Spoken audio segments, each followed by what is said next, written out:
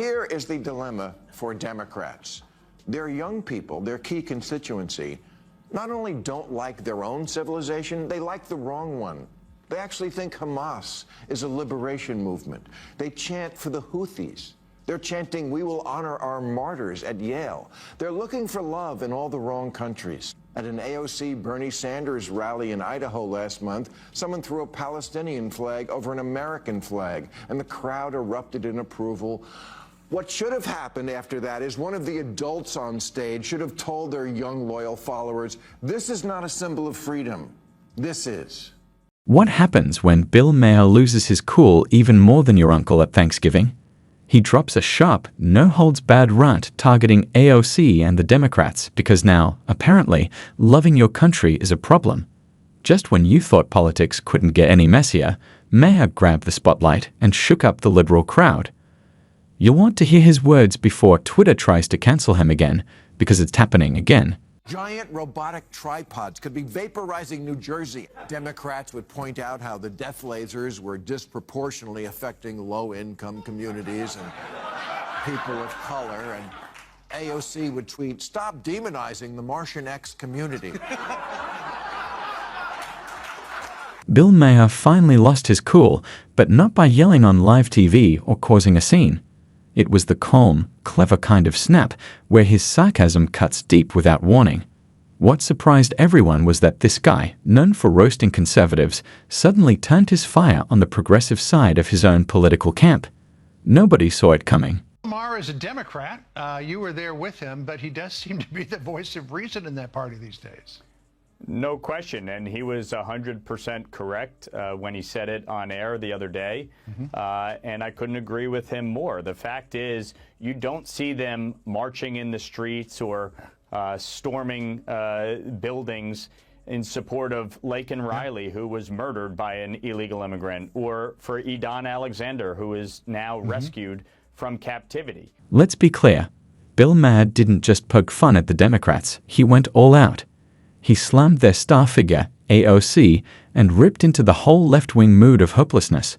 It was like he was burning an effigy of Uncle Sam, calling out the painful, frustrating show that modern progressive patriotism has become, or more honestly, the total absence of it. If the thought leaders in the Democratic Party keep encouraging and not rebuking the idea that America is cringe and the people who run Gaza are great, the Democrats are doomed. Alyssa Slotkin's right. Liberals are weak and woke, especially the white ones, and they indulge all sorts of nonsense from their kids. So talk to your children and remind them, you don't really want to live like your heroes in Hamas. All the you do all day, it was all made in America. Your smartphone, your Grubhub, your freedom to bitch about America, that's all Americans. This wasn't just another political rant. It felt like a wake for common sense, led by one of the last clear-headed liberals on TV. Maher didn't just pick on Democrats. He went after the three big things holding the left back: endless victim mentality, constant competitions over who's more offended, and the non-stop effort to cancel America like it's a flawed Netflix series. You know the type, where no one's satisfied unless they're miserable, and even better if they're showing it off to everyone. Great job standing up to my withering questioning about the Republicans. Now let's get to the Democrats. Okay. Now here's the problem for all the people who are upset about what the Republicans are doing. This was in the New York Times of all places this week. Democratic parties. Many Americans say they do not believe the Democratic Party is focused on the issues that matter most to them. So if you think all this Trump stuff is going to go away because the other party is going to come in, well, that may not be the case. In Maher's world, loving your country isn't about dressing up like a bald eagle at a monster truck rally. It means understanding the bigger picture. Sure, America has its flaws, big ones, but it's still the place that lets you rant on Twitter while sipping imported coffee in an air-conditioned room. And now, even appreciating that is somehow controversial. He tore into the trend of performative activism, where the flag isn't a symbol of pride, but a red flag to spark progressive outrage. These days, waving the American flag gets you more side-eyes than forgetting to use someone's 17-part pronouns at a vegan poetry slam. Maher didn't need AOC in the room to call out the ideas she stands for. This wasn't personal. It was a critique of the movement she represents. the non-stop virtue signaling that paints America as a hopeless cause, where patriotism is seen as a problem, and history is just a list of wrongs. Maher, true to form, reminded everyone that being loyal to your beliefs doesn't mean staying silent when your side dives into performative self-criticism. If progress means convincing people their country is nothing but a failing mess, then you're just selling despair disguised as virtue, and Maher wasn't buying it. He pushed back hard, showing that loving your country isn't the problem. It's the way some have twisted that love. Now, wave a flag, and suddenly you're just a hat away from being labeled a domestic threat. And finally, Neuro, let's hear it for Democratic politicians who keep it real. Senator Alyssa Slotkin of Michigan says Democrats are, quote, weak and woke and should get some goddamn alpha energy and need to retake the flag. I gotta say this. Bill Maher, never one to hold back, finally said what a lot of people have been thinking. The left's constant outrage and America bashing has gone from frustrating to downright exhausting. He didn't sugarcoat it. He basically called out the hypocrisy of tearing down the very country that gave you freedom, fame, and a blue checkmark. No, he didn't name AOC every few seconds, but he didn't have to. Her brand of loud, performance-driven activism was the clear target, splashed across his critique like a messy college of student loan rants and TikTok filters. Maher's had enough of the doom and gloom narrative that paints America as some hopeless disaster where nothing good has ever happened since the first pilgrim tripped over Plymouth Rock and landed in systemic injustice.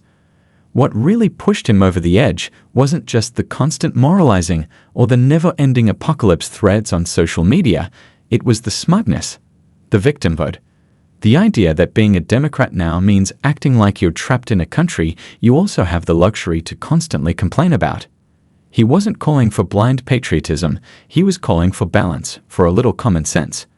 But that, it seems, has been exiled along with moderate voices and honest conversation.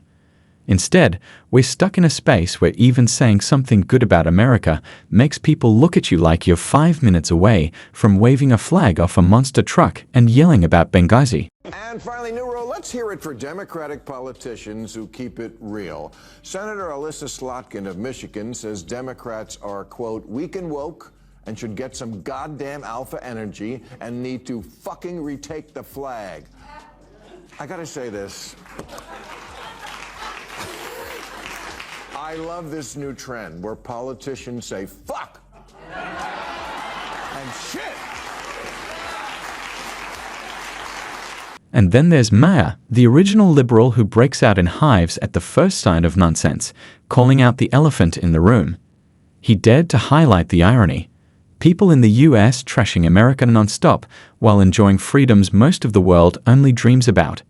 He pointed out how absurd it is to label the country a fascist state when you can protest it freely, post about it, go viral for it, and still wake up safe the next day.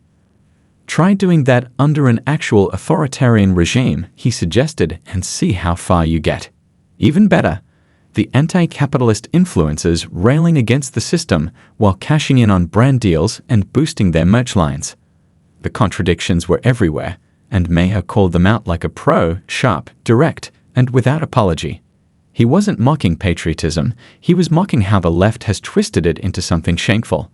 These days, if you say you're proud of America's progress, you're met with side eyes and suspicion, like you've been brainwashed by backyard barbecues and country music. AOC, of course, stood as the poster child for all of this.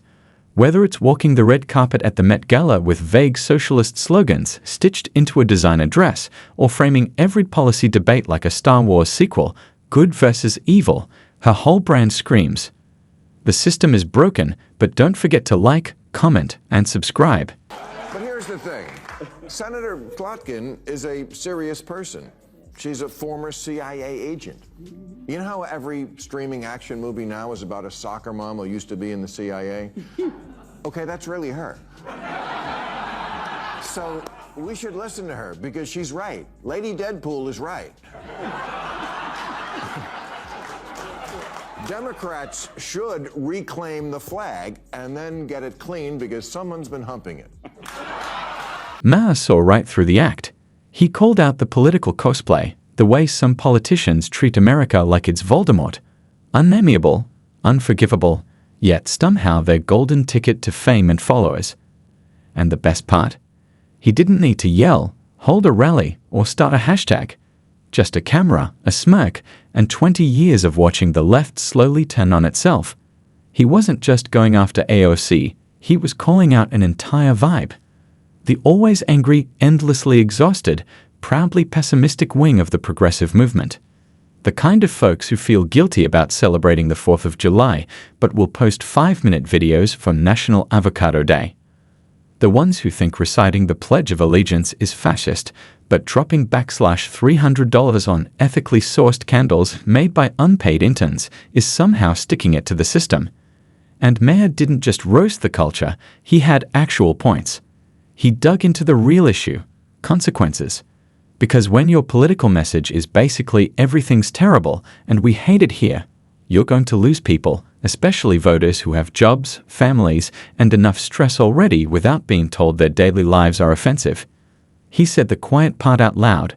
You can't win elections by making the country you want to lead sound like a dumpster fire wrapped in a flag.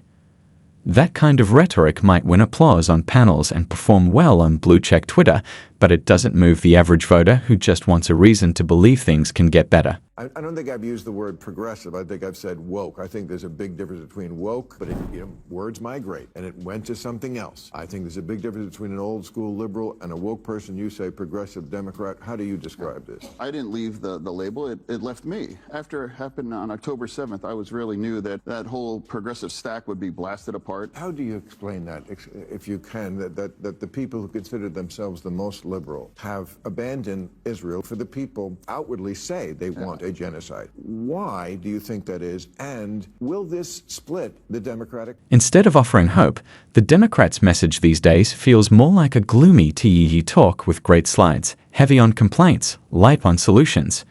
It's all about what's wrong, with almost no vision for how to make things right. And Maher, in his usual blunt style, asked the obvious. How is that supposed to bring people together? When the average voter hears your pitch and it sounds like, *, the country's awful, and you're part of the problem, *, it's not exactly a winning strategy. Most people will end up voting for the person who, at the very least, seems like they still like America.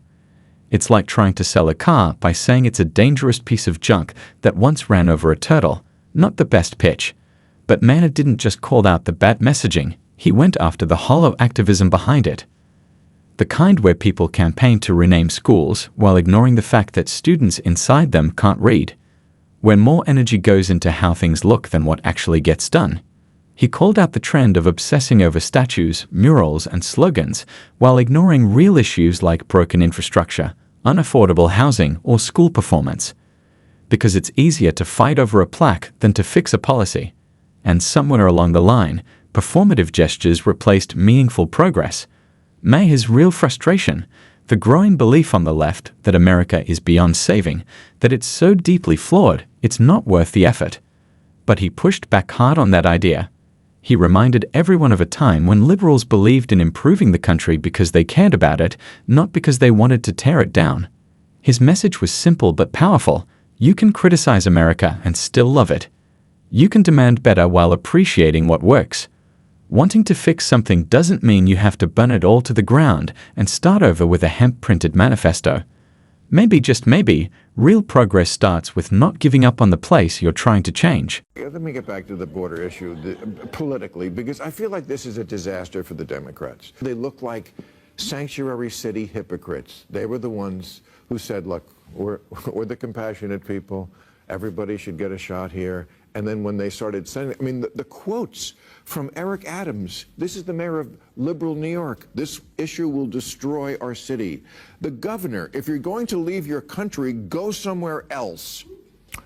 Keep walking, is from the governor of New York. They put out a flyer, says New York is one of the most expensive cities in the world. You are better off going to a more affordable city.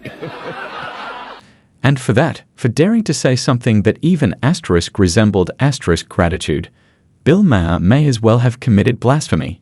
He's been in the game long enough to know how it goes. Step 1, criticize the left from within. Step 2, get labeled a centrist sellout, a closet libertarian, or worst of all, a boomer. But Maher doesn't care. He's not auditioning for a job at BuzzFeed. He doesn't need validation from the Twitter hive or a seat at the cool kids table where they bash capitalism between Uber Eats deliveries. What he does want is a country that still makes sense. A place where disagreement isn't treason and where you can acknowledge progress without being cancelled for it. Because here's the thing, if your entire identity revolves around being crushed by a system while actively enjoying every benefit that system provides, maybe you're not the resistance, you're the contradiction. If you live in a country where you can publicly trash the government without fear of punishment, that's not oppression, that's freedom. And if you're a rising political figure more focused on crafting your aesthetic than crafting legislation, don't be surprised when someone like Maher pulls back the curtain and finds Instagram captions where your policies should be. He's not longing for a perfect America that never existed. He's calling for a real one, flawed, yes, but worth improving. Because constant doom and gloom isn't leadership. Calling everything racist doesn't make you wise. And redefining patriotism as something shameful doesn't win hearts or elections. Maher didn't go soft. He didn't offer vague, we're all in this together bromides. He lit the match and kicked over the flimsy setup, like a half-hearted vegan charcuterie board at a performative protest picnic. He said what so many are thinking but are too afraid to say. That maybe hating your country 24/7 isn't the flex you think it is. That screaming about oppression from the comfort of privilege just makes people tune you out. That being a public servant should actually involve serving, not just striking a pose and hashtagging about justice. It wasn't a takedown, it was a wake-up call. A reminder that criticism without hope isn't activism, it's just noise. And the best part? The silence from the usual suspects. Maybe, just maybe, it's time someone said it out loud. If you're going to drag the country, at least bring a plan. If you're fighting to fix things, try not to start every sentence with how hopeless it all is. And if you're truly for the people, stop treating them like confused colonizers in need of your enlightenment. Maher laid it out with sharp humor and just enough bite to leave a mark, not because he's against the left, but because he's tired of watching it set itself on fire and then ask why it's burning. And in a time when common sense feels rebellious and basic gratitude is controversial, that might be the most radical thing anyone's said all year.